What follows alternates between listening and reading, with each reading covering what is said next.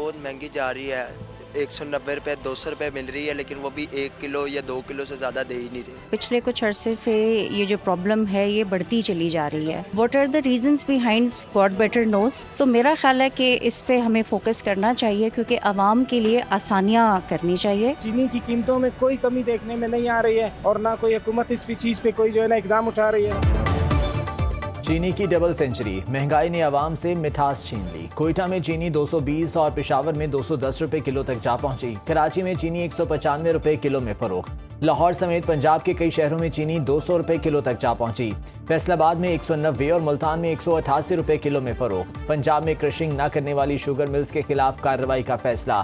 केन commissioner का कहना है पंजाब की 27 शुगर मिल्स ने क्रशिंग शुरू कर दी, बाकी 14 मिल्स को आज चेक करके कार्रवाई शुरू करेंगे।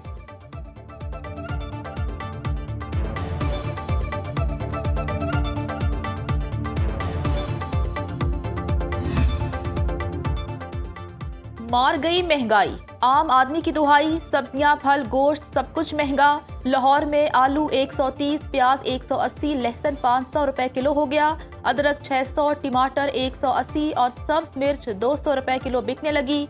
मटर 380, टिंडे 270, भिंडी 160 और कद्दू 120 रुपए किलो फरोख्त। लाहौर और फैसलाबाद में ब्रॉयलर गोश्त की कीमत 600 रुपए किलो तक जा पहुंची। अंडों की कीमत 344 रुपए फी दर्जन हो गई। पेशावर में ब्रॉयलर मुर्गी 20 रुपए किलो महंगी, 410 रुपए में फरोख्त। अंडे 360 रुपए दर्जन दस्तयाब। हुकूमत ने डीजल की कीमत में 6 रुपए फी लीटर का इजाफा कर दिया। नई कीमत 284 रुपए 44 पैसे फी लीटर मुकर्रर। पेट्रोल की कीमत 265 रुपए 45 पैसे फी लीटर बरकरार। विफाकी वजारत खजाना ने पेट्रोली मसनूआत की नई कीमतों का नोटिफिकेशन जारी कर दिया। शहरियों ने डीजल की कीमत में इजाफा मुस्तरद कर दिया। कहते हैं महंगाई के मारे अवाम पर मजीद बोझ न डाला जाए, हुकूमत रिलीफ फराहम करने का वादा पूरा करे।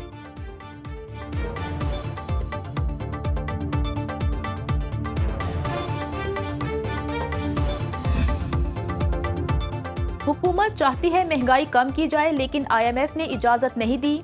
वजीर आजम के मुशीर राना सनाउल्लाह ने कहा, महंगाई और गुर्बत से आम आदमी गुस्से में है। ये महंगाई हमारी लाई हुई नहीं।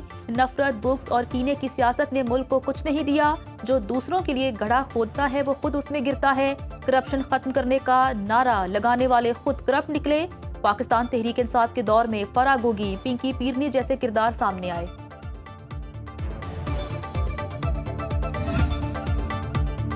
दुनिया के आलूदा शहरों में लाहौर का आज दूसरा नंबर। सुबह के औकात में air quality index 340 record. Gujranwala, Faisalabad और मुल्तान की फजा में भी सांस लेना दुश्वार। पंजाब हुकूमत के स्मॉग तदारुक के लिए इकदाम तेज। हॉटस्पॉट एरियाज में एंटी स्मॉग गन्स का इस्तेमाल। तिबी माहिरीन का शहरियों को मास्क इस्तेमाल करने का मशवरा। मुल्क के बेशतर इलाकों में आज मौसम खुश्क रहने का इम्कान। कोयटा में दर्जा हरारत -1 डिग्री सेंटीग्रेड रिकॉर्ड। कल्लात और ज़ारा में पारा नुक्ता इंजमात को छू गया।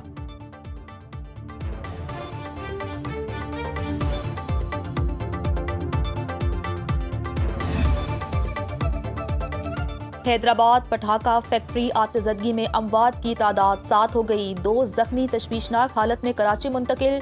4 सिविल अस्पताल हैदराबाद में जेर इलाज। फैक्ट्री का मालिक फरार, पुलिस की गिरफ्तारी के लिए छापे। इंतजामिया का पटाखों के गैर कानूनी गोदामों और फैक्ट्रियों के खिलाफ क्रैकडाउन का फैसला। पटाखा गोदामों, फैक्ट्रियों और LPG फिलिंग पॉइंट्स की बंदिश के लिए कमेटियां तश्कील।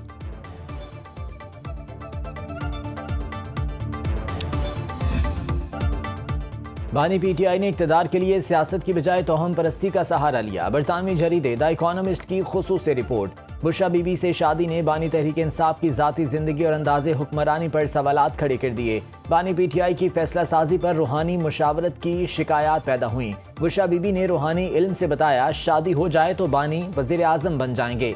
पीरनी ने बानी की ज़ाती ज़िंदगी और सियासत पर अमलियात का रंग चढ़ाया। बुशरा बीबी की करप्शन सामने लाने पर बानी ने उस वक्त के DGISI को ओहदे से हटाया। हसास इदारों के अफराद बुशरा बीबी तक रिपोर्ट्स पहुंचाते। बुशरा बीबी ये मालूमात बानी के सामने रूहानी बसीरत के तौर पर पेश करती। पेशगोइयां दुरुस्त साबित होने पर बानी तहरीक इंसाफ का अपनी अहलिया की रूहानियत पर यकीन मजीद पक्का हो जाता।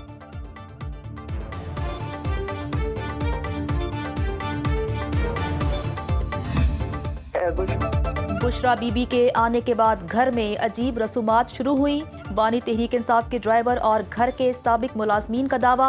बरतानवी जरीदे की रिपोर्ट की मुश्तरका मुसन्निफा बुशरा तस्कीन के मुताबिक बानी तहरीक इंसाफ के सर के गिर्द कच्चा गोश्त घुमाया जाता, लाल मिर्चें जलाई जाती, रोजाना काले बकरे या मुर्गियों के सर कब्रिस्तान में फेंकवाए जाते, कभी कभार जिंदा काले बकरे मंगवाए जाते।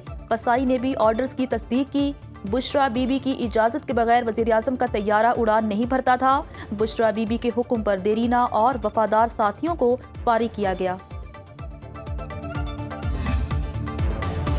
पीटीआई को बरतानवी जरीदे के खिलाफ एक्शन लेना चाहिए। बैरिस्टर गौहर अदालत नहीं जाते तो मैं जाऊंगा। वज़ीर दिफा ख्वाजा आसिफ कहते हैं तहरीक इंसाफ को बरतानिया में केस करना चाहिए। द इकोनॉमिस्ट दुनिया का मुस्तनद जरीदा है, गलत खबर नहीं देता।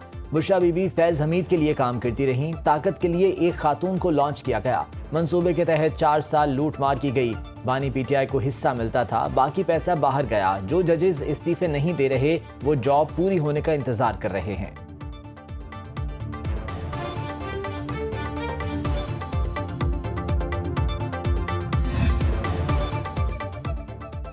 तहरीक इंसाफ सिर्फ वहां इलेक्शन लड़ना चाहती है जहां उसकी हुकूमत हो। पंजाब में ज़िमनी इलेक्शन नाजायज तो केपी में कैसे जायज हैं? वजीर ममलिकत तलाल चौधरी की न्यूज़ कॉन्फ्रेंस। कहा पंजाब में बुजदार लगाएंगे तो अवाम का रद्द अमल भी वैसा ही होगा। फैसलाबाद में नून लीग ज़िमनी इंतखाबात बआसानी जीतेगी। सुहेल आफरीदी अपने ओहदे और आइन के मुताबिक काम करें तो कोई एतराज़ नहीं। आइनी तरामीम पार्लियामेंट का इख्तियार और हक है। 27वीं आइनी तरमीम से अदालती निज़ाम में बेहतरी आएगी। आज़ाद कश्मीर कानून साज असम्बली का इजलास कल तलब। वज़ीर-ए-आज़म चौधरी अनवारुल हक के खिलाफ तहरीक अदम एतमाद पर राय शुमारी होगी। तहरीक अदम एतमाद की कामयाबी के लिए 27 अरकान की अक्सरियत दरकार। ज़राए के मुताबिक पीपल्स पार्टी को इस वक्त 37 अरकान असम्बली की हिमायत हासिल। पीपल्स पार्टी के 17, फॉरवर्ड ब्लॉक के 11 और नून लीग के 9 अरकान तहरीक अदम एतमाद की हिमायत करेंगे। इजलास में नए कायदे ऐवान के इंतखाब का भी इम्कान। फैसल मुमताज़ राठौर वजारत उज़्मा के लिए PP के उम्मीदवार। आज़ाद कश्मीर के सीनियर पार्लियामेंटेरियन दीवान अली चुगताई पीपल्स पार्टी में शामिल।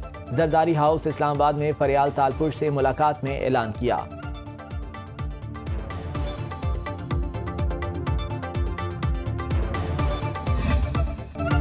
पाकिस्तान और उर्दन में दिफाई और इक़्तिसादी ताउन बढ़ाने पर इत्तफाक। वज़ीर-ए-आज़म शहबाज शरीफ और उर्दन के शाह अब्दुल्ला दोइम की मुलाकात। फील्ड मार्शल सैयद आसिम मुनीर भी मुलाकात में शरीक हुए। दोनों ममालिक का इलाकाई और आलमी फोरम्स पर बाहमी ताउन को वुसअत देने का इयादा। शाह अब्दुल्ला ने खित्ते में अमन व इस्तेहकाम बरकरार रखने में पाकिस्तान के कलीदी किरदार को तस्लीम किया। गजा में जंग के बाद इस्तेहकाम की काविशों में पाकिस्तान के किरदार की तारीफ। मीडिया, सकाफत, तालीम के शोबों में मुफाहमती याददाश्तों का तबादला। पाक फ़ज़ाइया के F-17 थंडर और F-16 फाल्कन तैयारों के 6 रुकनी दस्ते की शाह अब्दुल्ला दोइम को फ़ज़ाई सलामी। पाक अफगान सरहदी गुजरगाहें 36 रोज से बंद। सिर्फ गैर कानूनी मुकीम अफगानियों को वापसी की इजाज़त। तुरखम और चमन बॉर्डर से 2 तरफा तिजारत मुकम्मल तौर पर मुअत्तल। बाबे दोस्ती के दोनों तरफ माल बरदार गाड़ियों की लंबी कतारें। ताजरों और ट्रांसपोर्टर्स को करोड़ों रुपए का नुकसान। बॉर्डर की बंदिश से फंसे ड्राइवर्स मुश्किलात का शिकार।